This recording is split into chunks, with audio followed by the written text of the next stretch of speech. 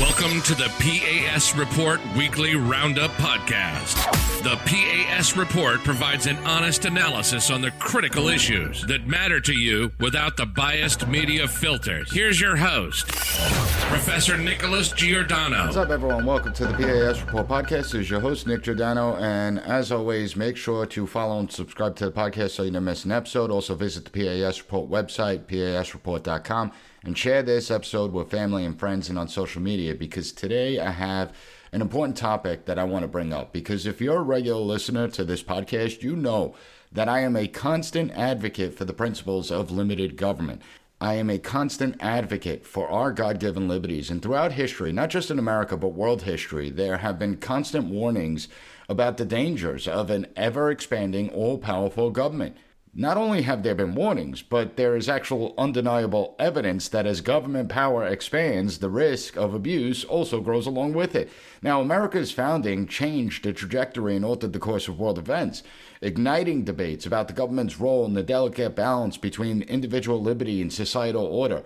Ultimately, we would build a system based on the three principles of old republicanism that would guide us in our efforts to create a more perfect union. And we first did this through the Articles of Confederation, and after the Articles collapsed, the United States Constitution. However, we have a present reality right now, a reality that begs the question, have our elected officials remained true to these principles? Or have they veered off course? And I think the answer is obvious, right? You see what's going on every day, you see what's taking place, and we see this alarming trend emerge, a trend that cuts across party lines. It creates this uniparty, both Democrats and Republicans. It includes politicians, public servants, the bureaucratic class, ordinary civil servants. And it's about how they continue to increase and prioritize the interests of government over the interests of we, the people, and the country as a whole. They don't even pretend to hide it anymore. They openly admit it. And that's what I want to focus on in this episode, because elected officials have forgotten their fundamental duty to serve the citizens of this country and uphold our nation's values. The party lines, they've been blurred, and there are an awful lot of Republicans that sound exactly like Democrats today. But it isn't only through the things that they say, it's their actions as well. Even so-called champions of limited government and fiscal responsibility, they now echo the sentiments that align with their rivals, right? It's why we see this emergence of the uniparty taking place. They look down on the people. They look at the people as part of the peasant class. And in this episode, I'm going to talk about the implications of this convergence. I want to examine the mindset that shifted, emphasizing government as the solutions to all our ills, and how that's replaced the emphasis on individual merit, personal responsibility, and limited government.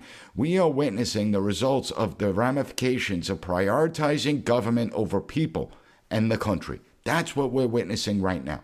And we have forgotten who we are. We have forgotten the wisdom of the founding fathers. And I want to start off by explaining the three principles of old republicanism, because I will guarantee you, I have the smartest audience out there. There's no doubt about it. But most people never even heard of the three principles of old republicanism. It's astounding. And this is what conservatism means. It's recognizing that we need to conserve these principles and let them guide us. Our founders, they were weary of government and government power because they knew these principles. And the first principle is that government is naturally flawed. You have to understand the mindset of human beings to understand why government is flawed. And the founders, they studied human behavior. They understood human behavior. They understood that governments are instituted among men, that we're the ones that create government. It's not like it's a natural entity that just exists. And anything human beings create is going to be flawed, right? Because we're flawed. And if we're flawed, we take those flaws into government. We are capable of some really good characteristics. We're also capable of some bad human characteristics, right? So when we talk about the good, we can be virtuous, prudence, empathy, compassion. Those are all good characteristics. Those are good human qualities. But there's also the negative side to us, right? Greed, jealousy, lust. So you have both the good and bad, and we bring these into the government. Now, when we look at this, our founding fathers recognized it, and it's why they institutional safeguards. It's why we don't have an actual democracy. I know they want to constantly put out there that we're a democracy. No, we're a constitutional republic that has some democratic principles infused into the system. But we institutionalize safeguards in order to protect the system from itself, but also to protect the system from the people as well. The founders understood that it's natural and easier for people to call on government to solve problems rather than individuals, ordinary people, solving those problems themselves. And so they understood the flaws. So when we look at how everything we create is flawed, right? The automobile, it's one of the world's greatest inventions. It has allowed us to transform society, making it easier to travel across long distances. But is the vehicle now flawed?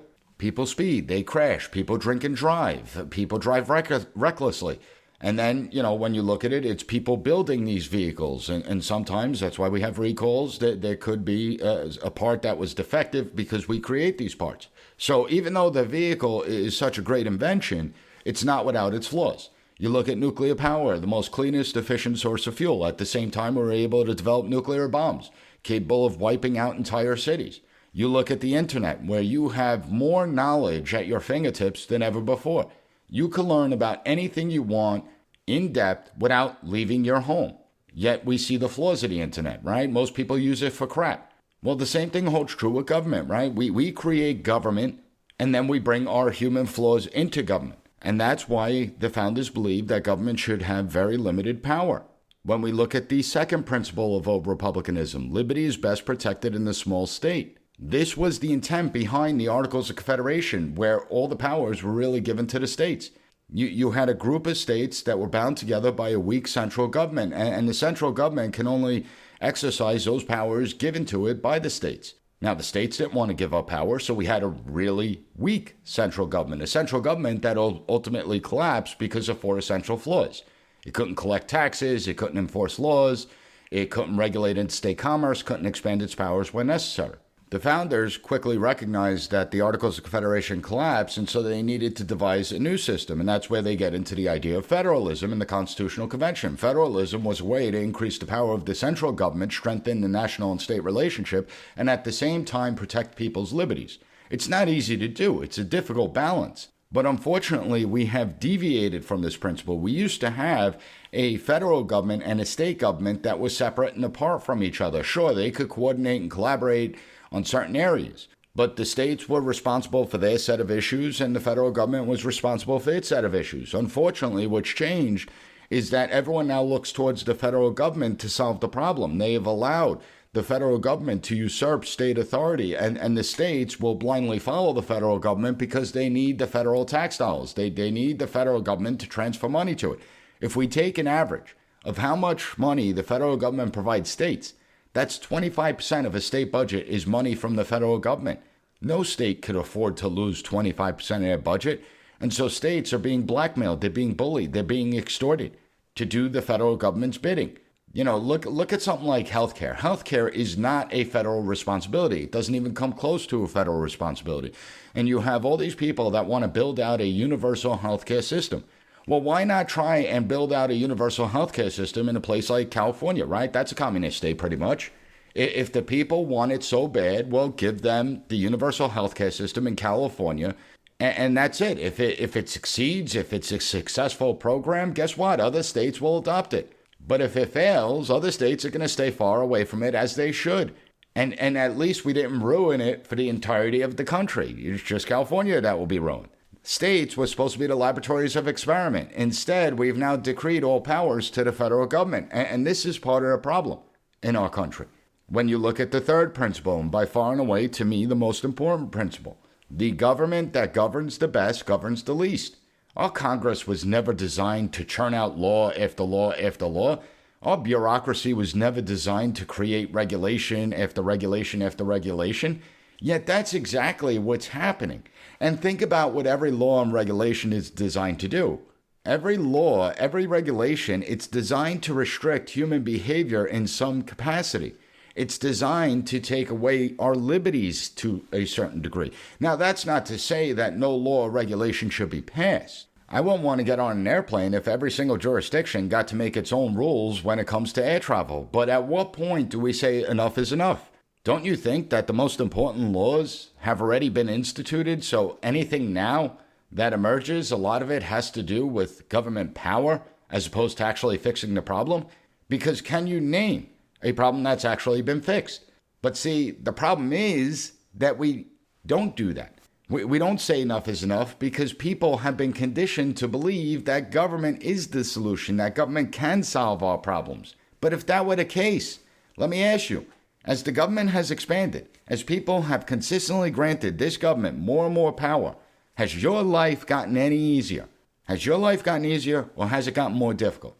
Has the government solved the problems that we face? And why are we still debating the same issues that we've been debating for decades, whether it's education, healthcare, immigration, foreign policy, no matter what it is? If government could fix the problems, because they passed laws in regards to all these things, several laws over the last several decades, and so if government could solve the problems, why are we still debating these issues? Well, it's because they can't solve the problem. And as government has encroached, our problems have actually been exacerbated.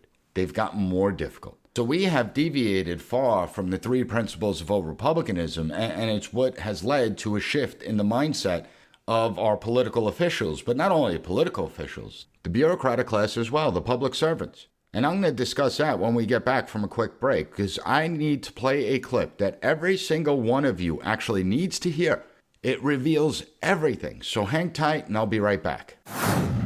P.A.S. report listeners, hurricane season is almost here, and the time to prepare is right now, not when the hurricane hits. When Hurricane Ida hit the Gulf Coast, it destroyed countless homes and left many without access to food and clean water. Millions lost power, some for weeks. The floods that followed the hurricane washed out roads, made it impossible for grocery stores to restock their shelves. Families were desperate. They were waiting for help that was slow to arrive. But what if you didn't have to rely on FEMA to provide for your family during a crisis? The answer is simple. Be prepared with emergency food kits from 4 Patriots. Their long-lasting and delicious food options are specifically designed to provide you and your loved ones with the sustenance you need when you need it most. And these food kits are hand-packed in the USA, last up to 25 years, compact inside covert storage totes, include a wide variety of delicious breakfasts, lunches, and dinners, and they're backed by thousands of 5-star customer reviews. 4 Patriots survival food is not just for natural disasters. In today's world of uncertain supply chains and unpredictable emergencies, it's more important than ever to have a backup plan. Whether it's temporary power outage, a winter blizzard, rising food costs, you can rest easy knowing that you have a reliable source of food to see you through. And right now, you go to 4patriots.com, use code PAS to get 10% off your first purchase on anything in the store, including the emergency food supply kits that are designed to last up to 25 years. Just go to 4patriots.com, use code PAS to get 10% off your first purchase of 4 Patriots survival food. Welcome back, everyone. Now, I want to play a clip for you because I believe that this clip represents everything that's wrong with our society today. It represents everything that's wrong with the politicians and the bureaucrats because it reflects how they really think.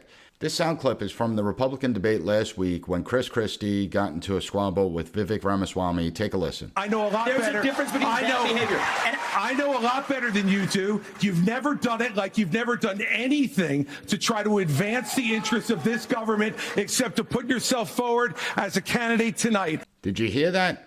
Did you hear that? He said the quiet part out loud. Chris Christie said the quiet part out loud. And I'm just going to highlight that portion of what he said that we should be paying attention to. Take a listen. You've never done it like you've never done anything to try to advance the interests of this government.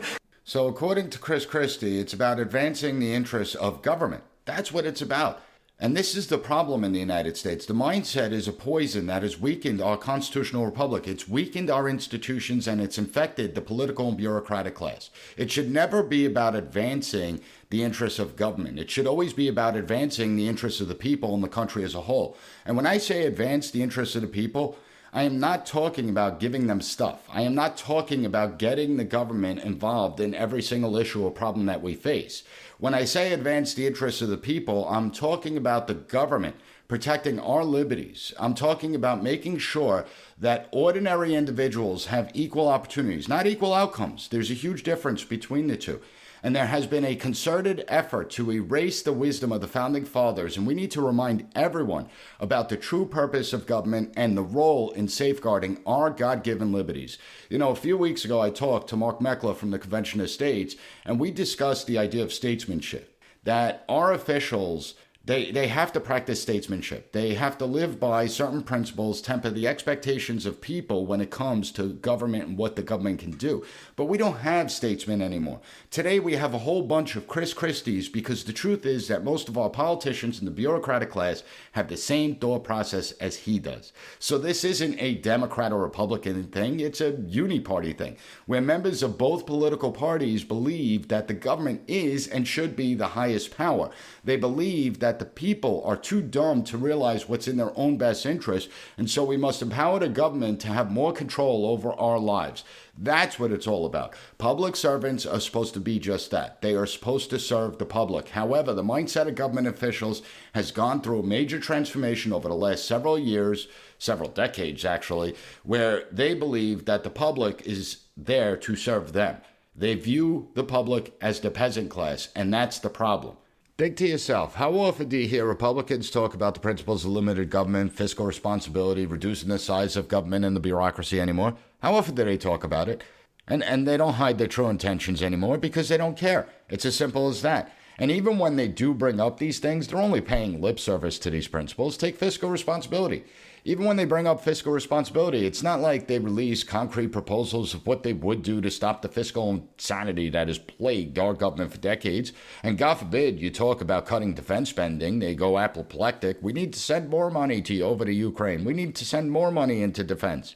You know, most Republicans are just like Democrats. They're all for the big government apparatus because they believe the government should be the one that has the power, not the people. Notice how when Republicans do have power, spending increases just as much as Democrats. The bureaucracy grows. In fact, it was Republicans who presided over and ushered in the largest expansion of government in our history following the 9/11 attacks. And look at where that's gotten us. Are we better off today?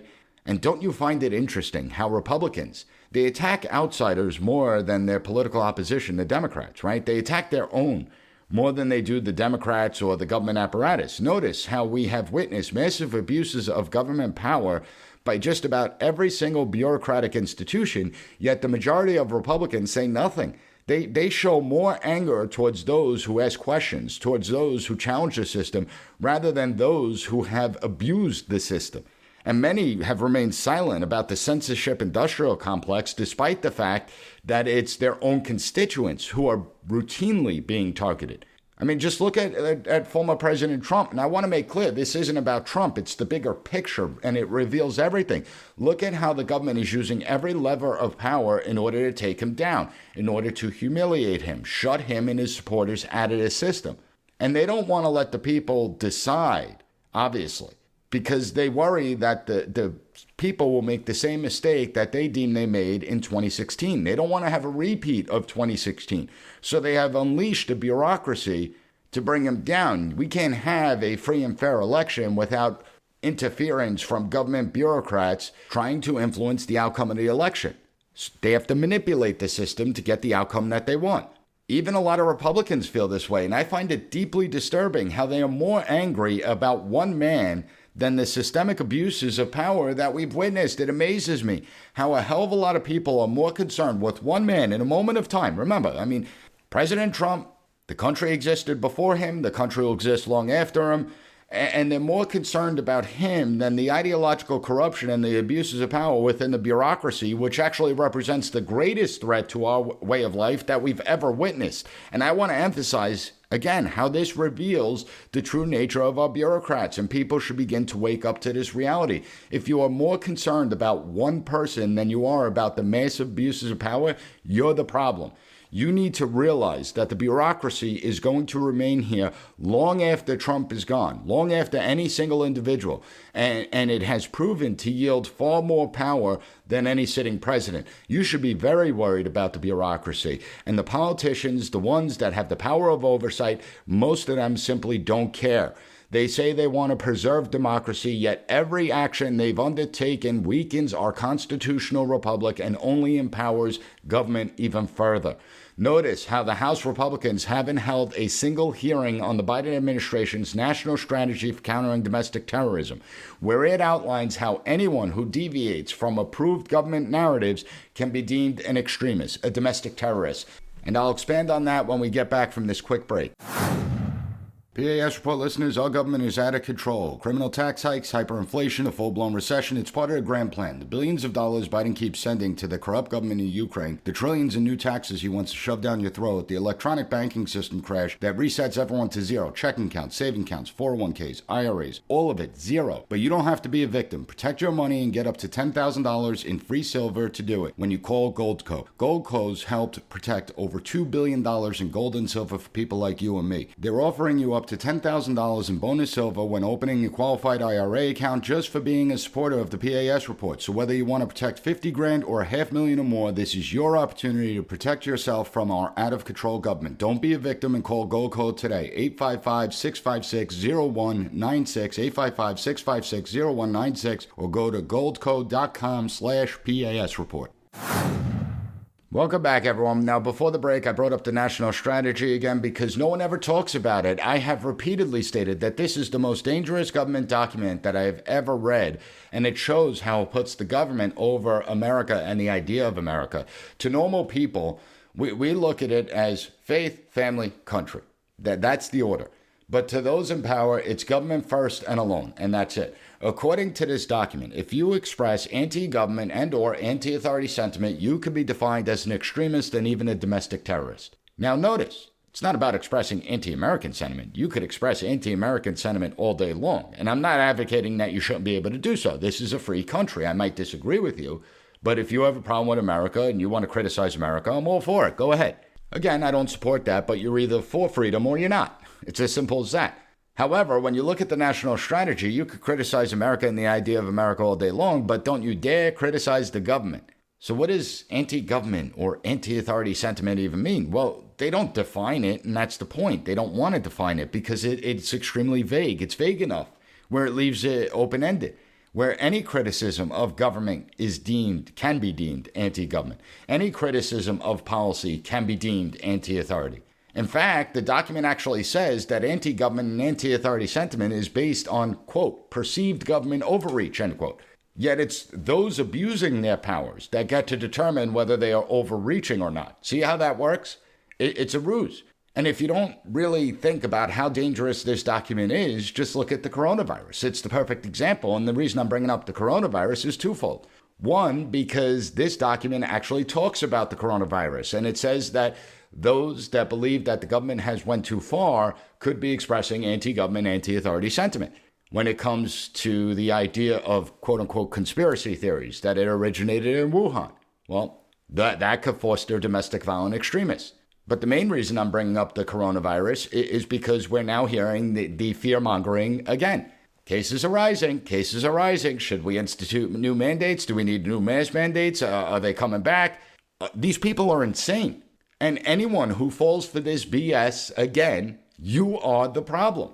We now have more than enough data to show that not only are masks ineffective, not only did cloth masks and surgical masks not work, even Lord Fauci, the embodiment of science himself, has come out to admit that cloth masks and surgical masks really have no effect. But how much harm was caused by people wearing masks all the time? Well, we're now getting a new study that was founded by National Institute of Health, the NIH, that says that the N95 mask could lead to increased risk of seizure and cancer because it traps carbon dioxide. Who would have thought that putting a mask on your face, covering your nose and mouth, that you'd see carbon dioxide buildup? Who would have thought that?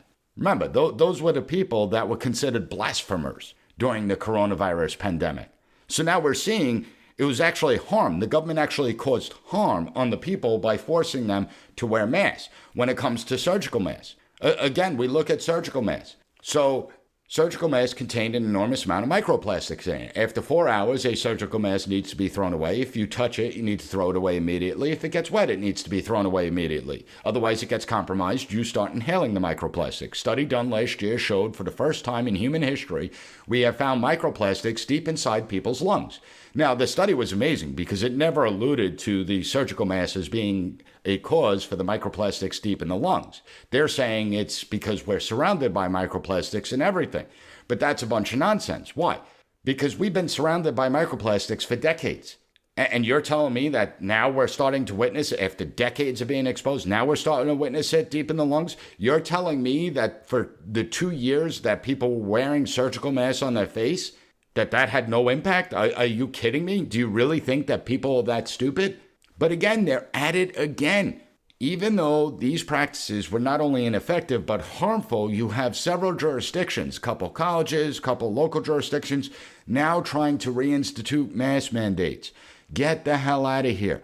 Nobody should comply. If you don't comply with mandates, the mandates don't exist. If you want to force people to wear masks, then put it through your state legislative bodies and see how that goes, because it won't go so well. I could guarantee you on that. But they don't want to put it through the state legislative bodies, because they know that state legislators know they're getting voted out of office if they push it through.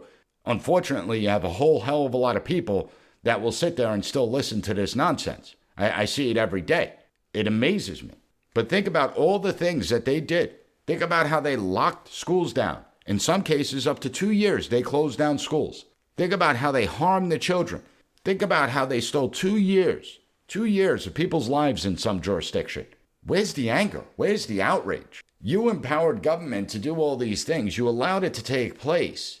And look at the harm that's been caused on our society. You know, they talk about Trump being divisive or Biden being divisive. No, it was the totalitarianism of government that became divisive. You have nearly half the country that doesn't want the totalitarian effects. They don't like the little Mussolini wannabes thinking that they can just push decree after decree after decree. On the flip side, you have a hell of a lot of people that actually support authoritarianism. I would guarantee you today, that if you took a poll, and I'm talking about strictly the hardcore partisans, Democrats out there, I will guarantee you that they will say that President Trump should go to jail regardless of having a trial or anything like that. I'll guarantee you that they would give up all power in order to prevent Trump and his supporters from ever coming back to the White House. They would approve of an authoritarian state. And listen, there's a lot of people on the right that would do the same thing. They would approve of authoritarianism if it meant boxing out the progressives.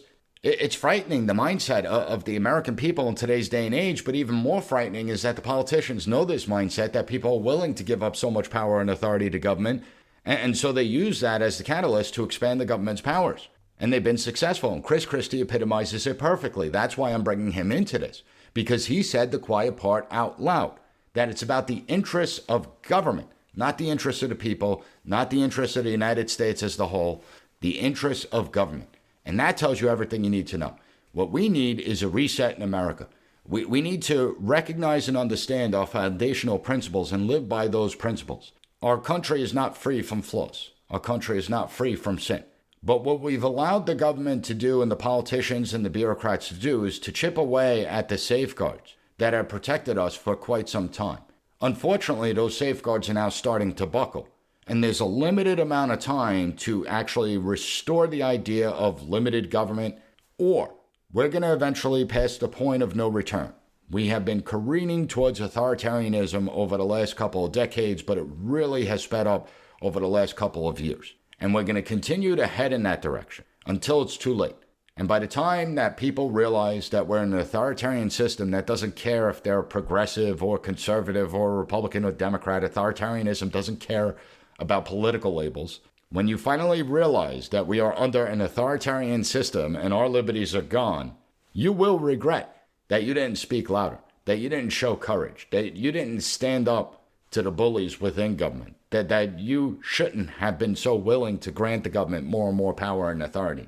You will regret not doing those things, because sooner or later you pass the point of no return. And we may be at that point already, I don't know. Okay, we are in uncharted territory. It's not like these things are easily predictable. So we may be past that point. And the reason I say that is all you have to look at what the government and states are doing. I mean, you look at the idea of banning gas stoves, controlling people's purchases, banning gas cars, gas-powered cars, banning wood and coal-fired pizza ovens. That's dictatorial. Okay, it's supposed to be the consumer that drives the economy and economic development. If electric cars become better and more efficient, people will gravitate towards them and buy them if they become cheaper. You don't try and artificially manipulate it by banning things. People say that we have a capitalist country. We are not a capitalist society by any stretch of the imagination. The Milton Friedmans, the Thomas Sowells of the world, they're gone. We are now in a system where they want to dictate every aspect of your life, and they want you to be distracted. Be distracted with your electronics, be distracted with your gadgets and gizmos, be distracted by BS issues that don't really matter. They want you distracted as the ever-expanding government continues. So wake up out there. Now, if you found the content of this episode informative, please leave the P.A.S. Report a 5-star rating. Take 30 seconds to write a review. Share this episode with your family and friends and on social media. I want to thank you for joining me, and I'll be back on Monday with another great episode of the P.A.S. Report podcast. Thank you for listening to the P.A.S. Report Weekly Roundup Podcast. Have a good one. Bye. Be sure to rate, share, and subscribe to the podcast so you'll never miss an episode. Also, visit PASreport.com and follow us on Twitter at PAS Report.